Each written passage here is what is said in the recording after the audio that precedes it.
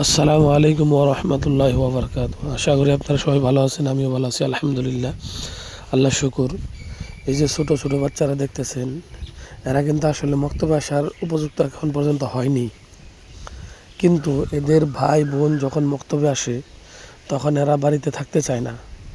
এদের মা বাবাকে অত্যাচার করার জন্য এদেরকে মক্তবে পাঠিয়ে দেয়, যার ফলে এরা মক্তবে আসে। তো যাই হোক, এরা যখন মক্তবে আসে আমি তাদেরকে এরকম কিছু বলি না যে তোমরা মক্তবে আইসো না, ডিস্টার্ব করো না। হালাকি এরা যখন মক্তবে আসে অনেক ডিস্টার্ব করে, অনেক দুষ্টামি করে। এই বাহিরে যাবে, এই মানে 1 নম্বরে যাবে, এই উজু করতে যাবে, এই খেলাধুলা করবে ভিতরে বসে, ওকে মারবে, ওকে চর দিবে, ওকে থাপ্পড় লাগাবে, ওকে জোরে করে একটা কথা বললো, এরকম হুলস্থুলের পরিবেশ লাগায় রাখে। এই জন্যেই এদেরকে এক জায়গায় বসায় রাখা এদেরকে পড়াই দিতেছি। আর কিছুদেরকে পড়া শুনে বলতেছি তোমরা বাড়িতে চলে যাও, আবার কালকে আসবে।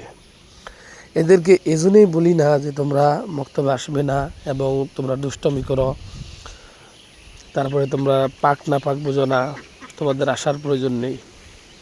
যদি এদেরকে এইগুলো বলা হয় তাহলে এদের ব্রেনের মধ্যে এরকম একটা কথা বসতে পারে যে যাই হোক, আমাদেরকে যদি যেতে মানা করেছে তাহলে আর কোনো দিন যাবো না। যার জন্যে বলা হয় না, এদের যেন ব্রেনের মধ্যে এরকম কোনো কথা না বসে যে আগামীতে বক্তব্যে আসতে এদের বিবেকে বাধা দেয়, এরকম যাতে না হয়।